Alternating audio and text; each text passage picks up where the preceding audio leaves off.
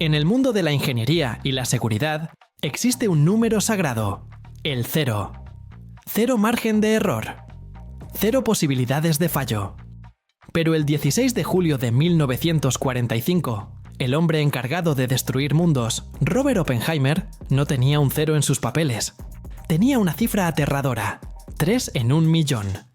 Esa era la probabilidad calculada de que la prueba Trinity no se detuviera en el desierto, sino que iniciara una reacción en cadena que quemaría todo el hidrógeno y nitrógeno del aire. Pero, ¿por qué haría algo así? ¿Cuál era la razón? Hoy te lo contaré todo. Pero antes, asegúrate de suscribirte, activar la campanita y dejar tu like. Empecemos. Todo comienza en el verano de 1942. El proyecto Manhattan estaba en sus primeras etapas y Edward Teller, el físico húngaro que más tarde sería conocido como el padre de la bomba de hidrógeno, soltó una bomba teórica que cayó más pesado que cualquier explosivo real.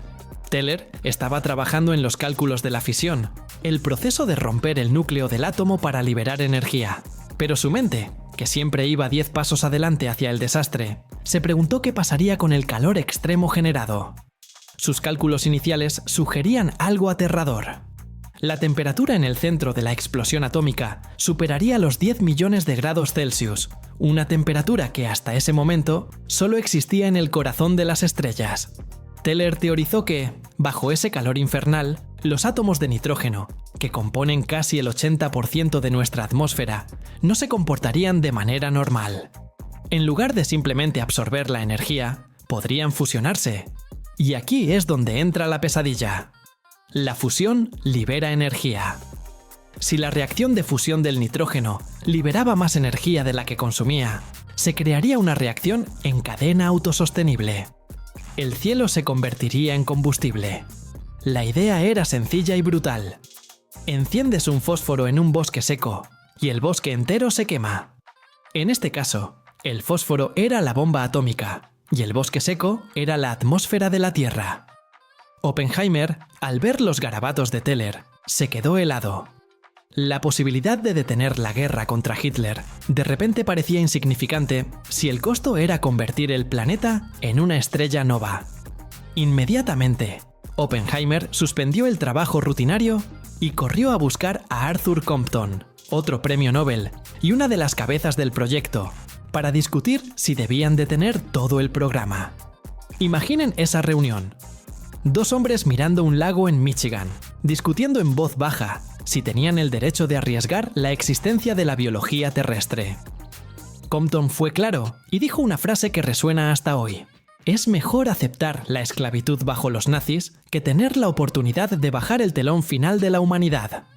La orden fue directa. Si el cálculo de Teller tenía la más mínima posibilidad de ser correcto, el proyecto debía ser cancelado. No había margen de error. 0 margen. Entonces, ¿por qué siguieron adelante? Aquí entra la figura de Hans Bethe, un genio de la física nuclear que tenía la capacidad de mantener la calma cuando todos los demás entraban en pánico. Bethe revisó los números de Teller y encontró que, afortunadamente, Teller había asumido condiciones ideales que no se darían en la realidad. La atmósfera no es un contenedor cerrado. La energía se disipa. Bethe calculó que la energía se perdería a través de la radiación mucho más rápido de lo que podría alimentar la reacción de fusión del nitrógeno.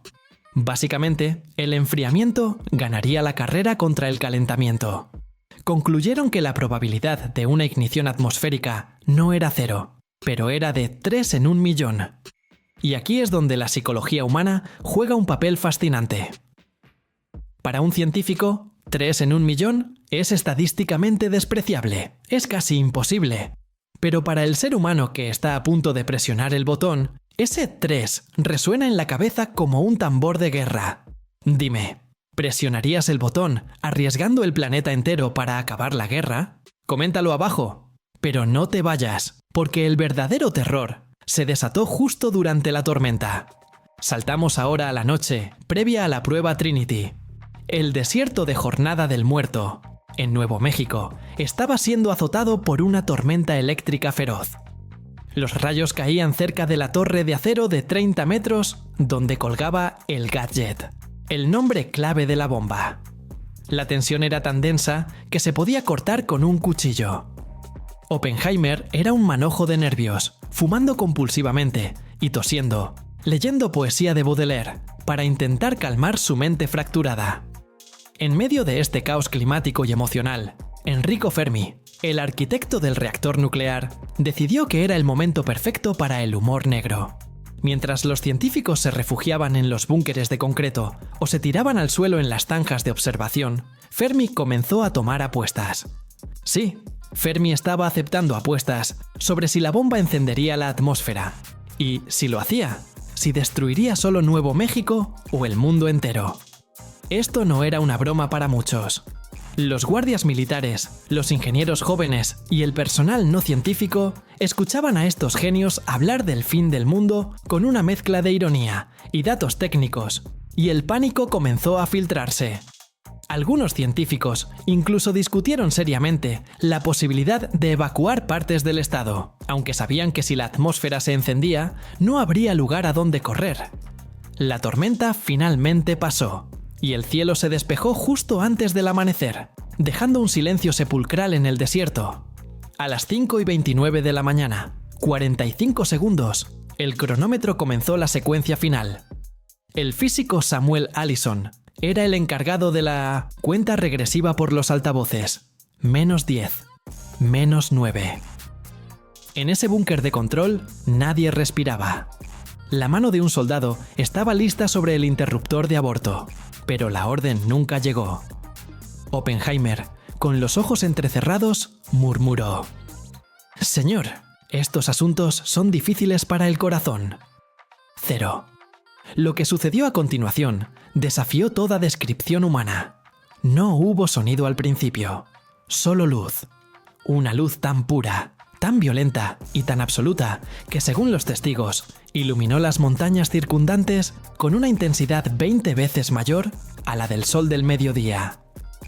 Una niña ciega que vivía a muchos kilómetros de distancia preguntó a sus padres por qué había salido el sol tan rápido y por qué sentía calor en la cara. Los científicos que miraban a través de cristales de soldador vieron cómo la bola de fuego cambiaba de color. Púrpura, verde, blanco, expandiéndose a una velocidad vertiginosa.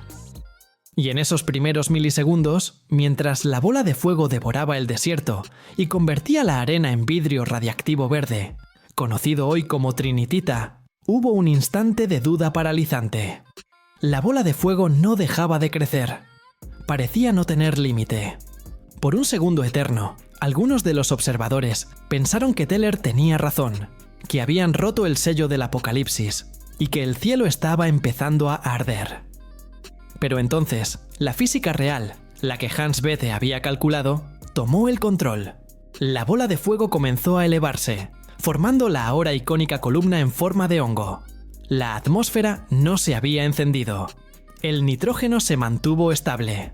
La onda de choque golpeó a los observadores segundos después con un estruendo que se sintió en el pecho como un golpe físico, rompiendo ventanas a 200 kilómetros de distancia. Oppenheimer, al ver que el mundo seguía allí, que el cielo seguía siendo azul y no un infierno de plasma, sintió un alivio que lo dejó exhausto.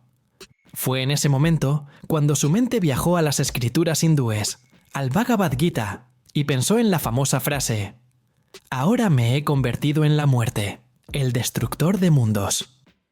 No porque hubieran quemado la atmósfera, sino porque habían entregado a la humanidad la herramienta para hacerlo por su propia cuenta, sin necesidad de accidentes físicos, sino por pura voluntad política.